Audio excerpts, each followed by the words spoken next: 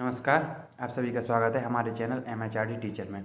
इस वीडियो में हम बात करेंगे जो MP टेट वर्ग 3 का भी पेपर हो गया है, तो उसके बाद हमको किस प्रकार से तैयारी करनी है, उसका हम क्या सिलेबस रहेगा और हमको कहाँ से कैसी तैयारी करनी है। तो देखो, हम बता दें कि अभी MP टेट के जो पेपर हुए हैं तो उसमें जो सिलेबस था उसमें आधा हमारा पोर्शन आ रहा था, हमारा थ्योरी वाला पोर्शन आधी आ रही थी शिक्षण विधियाँ, हर सब्जेक्ट में आ रही थी। जैसे बाल विकास था तो बाल विकास में 15 नंबर की हमारी थ्योरी आ रही थी और 15 नंबर की शिक्षण विधियाँ आ रही थी। उसी प्रकार हिंदी में आधे नंबर की तो हमारी थ्योरी आ रही थी, थ्योरी में भी आ रहे थे, पैराग्राफ आ रहे थे और 15 नंबर की पेडागोजी आती थी। इसी प्रकार संस्कृत में होता था 15 नंबर की पैराग्राफ और 15 नंबर की पेडागोजी। मैथ में क्या है, 15 नंबर के सवाल आते थे, लेकिन सवाल बहुत ही सरल आते थे और 15 नंबर की पेडागोजी आती थी। अब बात करें पर्यावरण की, तो पर्यावरण में क्या है कि पूरी वो GK GS कुछ भी पूछ लेते हैं। तो पर्यावरण में रहता है सभी को डाउट कि कहाँ से क्या कैसे पढ़नी चाहिए। तो एक बात मैं आपको बता देना चाहता हूँ, जब भी अगर आप पर्यावरण की तैयारी करें, अभी तो जैसे प्री हो गया है, मेंस का कोई अभी ऐसा ढांचा डिसाइड नहीं हुआ है, क्योंकि पिछली बार जो हुआ था इसी टेट के बेस पर आपका सिलेक्शन हुआ था। तो अब देखो, एक बात तो आपकी समझ में आ गई होगी कि जितने नंबर आपके आ रहे हैं, तो देखो इतने नंबर से तो सिलेक्शन होना नहीं है। अगर आपके 100 के नीचे आते हैं तो आपका सिलेक्शन किसी भी रूप में नहीं होगा, चाहे प्री हो या मेंस। तो जब वो मेंस की जो जैसे जो पिछली बार पेपर हुआ था 2020 वाला, जो 21 में पेपर हुआ, फिर 22 में उसकी ज्वाइनिंग हुई, 23 में, तो उसमें क्या हुआ कि उसमें क्या, अगर मिनिमम कट ऑफ माने तो 110 पर जनरल का हुआ था, 107 पर ऐसे OBC ऐसे कुछ हुआ था। मतलब 105 से ऊपर ऊपर आपको नंबर लाने होंगे तभी आपका सिलेक्शन हो पाएगा। और तब उसमें वैकेंसी भी काफ़ी ठीक थी, 25,000 के आसपास तब उसमें हुआ था। अगर अब वैकेंसी इससे कम रहती है तो आपको और अच्छे नंबर लाने होंगे। इसके लिए आपको EVS या जिसको कहते हैं जो GK GS जो पूरी आती है उसको बहुत अच्छे से या गहराई से पढ़ना होगा। अगर आप गहराई से नहीं पढ़ते हैं, ऐसे ऊपर ऊपर से देख के चले जाते हैं, तब आपको निश्चित सी हो तो उसमें दिक्कत होगी।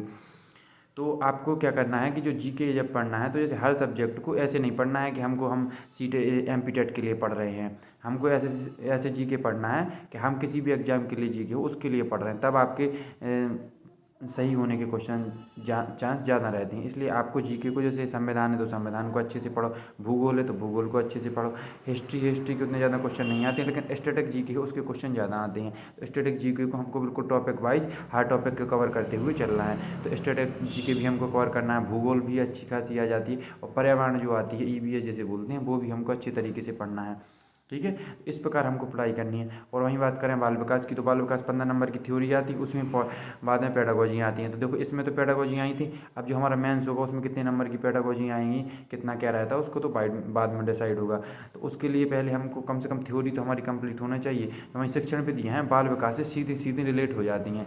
इसलिए जब भी हम शिक्षण विधियाँ पढ़ें तो हमको बाल विकास पहले पढ़नी होती है। तो बाल विकास के लिए आप हमारे चैनल MHRD टीचर पर वीडियो देख सकते हैं। हमने अपनी वीडियो अभी बाल विकास की पहली वीडियो अपलोड कर दी है। इसी प्रकार हम पूरी वीडियो पूरे बाल विकास को कंप्लीट करेंगे अपने इस चैनल पर और पूरे बहुत अच्छी तरीके से पढ़ाएंगे। हमने बहुत अच्छे तरीके से पढ़ाया, आपको एक एक चीज़ समझ में आएगी। आप एक बार विजिट करके देखिए, आपको बहुत अच्छे से समझ में आएगी। और वहीं बात करें हिंदी की, तो हिंदी में आपको थोड़ी थोड़ी ग्रामर पढ़नी होती है। तो इसलिए आप हिंदी भी जब भी पढ़ें तो ऐसे ना पढ़ें कि हम MP टेट के लिए पढ़ रहे हैं, इतना बार पढ़ना है। जैसे MP टेट में भी क्या होता था, पैराग्राफ आते थे, तो आप हिंदी की ग्रामर उतनी गहराई से नहीं पढ़ते थे। लेकिन अब जब ग्रामर पढ़ें आप तो बहुत अच्छे तरीके से पढ़ें। और एक बार और बता दें कि जो अगर आप शिक्षक बनना चाहते हैं तो केवल एक भर्ती के भरोसे ना बैठें। जो आपके पड़ोसी राज्य हैं, आप जिस भी जगह पर हों, जैसे अगर आप बॉर्डर पर MP या UP के बॉर्डर पर हैं तो आप MP के साथ में UP की भी तैयारी करें। आप बिहार के बॉर्डर पर तो बिहार की भी तैयारी करें, राजस्थान की भी तैयारी करें, दिल्ली की तैयारी करें। जो आपके लिए सूटेबल हो, 2-3 जगह ऐसी ज़रूर चूज़ कर लें या जिसके लिए आप कंफर्टेबल हों। और यही नहीं है कि आप केवल टीचर बनना चाहते हैं तो सिर्फ टीचर की तैयारी करें। अदर वैकेंसी आती हैं जिनमें बहुत अच्छी अच्छी पोस्ट होती हैं, तो उनकी भी तैयारी करें। जैसे MP वाले होते हैं तो वो UP को बिल्कुल छोड़ देते हैं कि UP में कौन वैकेंसी आ रही है, क्या हो रहा है, उसके बारे में ज़्यादा मतलब नहीं रखते हैं। जैसे अभी एक बात बताएं, अभी UP में जूनियर असिस्टेंट की भर्ती आई है, तो जिन बच्चों ने SSS किया है और जिनके पास UP में जो पैट का एग्ज़ाम होता है, एक पैट का एग्ज़ाम UP में होता है, वो उसको टेट जैसा होता है, वो करा लेते हैं। उसके बाद वो UP SSS के थ्रू कुछ वैकेंसियाँ निकालते हैं, जैसे लेखपाल की भर्ती होगी या जूनियर असिस्टेंट की हो गई या गन्ना पर्यवेक्षक की हो गई, इस प्रकार की भर्तियाँ उसके थ्रू निकलती हैं। तो क्या है कि जब अगर पैट एक बार पेपर हो जाता है, उसमें अगर जैसे SSS जैसी कोई चीज़ मांग लेते हैं, अगर टाइपिंग वगैरह मांग लेते हैं तो उसमें क्या होता है, तो लड़के बहुत उससे डर जाते हैं कि ये हमारे बस की नहीं है, हमको नहीं करना है, इसमें कुछ एक्स्ट्रा क्वालिफिकेशन है। तो ऐसे में क्या है, कंपटीशन बहुत कम हो जाता है। आप डायरेक्ट जहाँ सीधी भर्ती में जाते हैं वहाँ कंपटीशन बहुत हाई रहता है। लेकिन अगर आप किसी में एक्स्ट्रा क्वालिफिकेशन के माध्यम से जाते हैं, जैसे टाइपिंग में जाते हैं या ट्रिपल सी के माध्यम से जाते हैं, ट्रिपल सी का डिप्लोमा एक छोटा सा डिप्लोमा होता है, 3 महीने में कंप्लीट हो जाता है। बहुत से बच्चे नहीं करते हैं कि इसकी क्या ज़रूरत होती है, लेकिन कभी कभी बहुत ही मौके पर वो काम दे जाता है। और इसमें क्या होता है कि वैकेंसी तो कम रहती है लेकिन कंपटीशन भी बहुत कम रहता है और आपके सिलेक्शन होने के चांस ज़्यादा बढ़ जाते हैं। इसलिए आप इन पर भी फोकस साथ में बनाए रहें। अगर आप जैसे जी के जी एस जब पढ़ रहे हो, तब अगर जी के जी एस आप अच्छे से पढ़ती हैं, आपको अपने सब्जेक्ट मजबूत करना है। जैसे उसमें मैथ आती है तो मैथ को ऐसा ना पढ़ें कि वर्ग 3 की मैथ पढ़ें कि बस ये बिल्कुल छोटी छोटी इसी मैथ पढ़ रहे हैं हम, बिल्कुल जोड़ घटाना गुणा भाग वाली। थोड़ी मैथ का स्टैंडर्ड बढ़ाओ, इस प्रकार की मैथ पढ़ें कि अगर किसी और सब्जेक्ट में मैथ आती है तो उसको भी हम अपना कंप्लीट कर लें। इसी प्रकार की बात करें कि आप जब जीके पढ़ते हैं तो जीके को भी इस हिसाब से ना पढ़ें कि हमको वर्ग 3 के लिए पढ़नी है, कि हमको ये पढ़ें, मतलब पूरा कंप्लीट करते हुए, जहाँ संविधान भी पढ़ें, भूगोल भी पढ़ें, हिस्ट्री भी पढ़ें।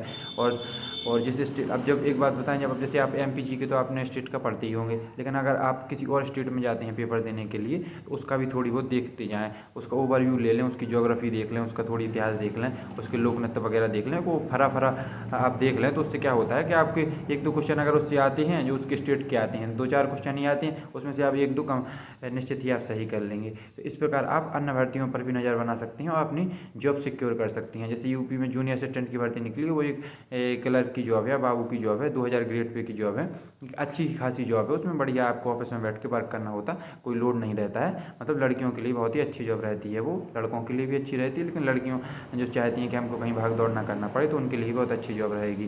तो इस प्रकार आप तमाम भर्तियों पर नज़र बनाए रखें और आपको हर विषय बहुत अच्छे से और गहराई से पढ़ती हुई जाना है। जैसे अगर आप कुछ वर्ग 3 का दे रहे हैं तो कुछ लोग वर्ग 2 का भी देंगे अपने सब्जेक्ट से। अगर वो जैसे सामाजिक विज्ञान से हैं तो उनको जीके बहुत अच्छी करनी होगी, अगर वो मैथ साइड से हैं तो उनको मैथ बहुत अच्छी करनी पड़ेगी। तो वो मैथ आपकी वर्ग 3 में भी काम आएगी, वर्ग 2 में भी काम आ जाएगी। तो इस प्रकार हमारे सब्जेक्ट को हमको ऐसे कवर करना है कि हमको हमारा सब्जेक्ट कवर हो जाए, ना कि हम किसी पर्टिकुलर एग्जाम की तैयारी हो। ठीक है, तो आई होप ये आपको जानकारी पूरी पसंद आई होगी। अगर और कोई आपको डाउट रहता है तो आप निश्चित कमेंट बॉक्स में कमेंट कर दीजिएगा, हम आपकी जानकारी के सोल्यूशन जरूर करेंगे। और इसी प्रकार की और वीडियो के हमारे चैनल MHRD टीचर को सब्सक्राइब कर लें और हम बाल विकास की वीडियो जरूर देखें। बहुत ही अच्छी, मैंने बहुत ही विस्तार से उसको समझाया है, आपको बहुत देखने में मज़ा आएगा। अगर आपको किसी बिंदु को समझ में नहीं आता है तो आप कमेंट बॉक्स में कमेंट करिएगा, हम और उसको अच्छे से सिंप्लीफाई करने की कोशिश करेंगे। धन्यवाद।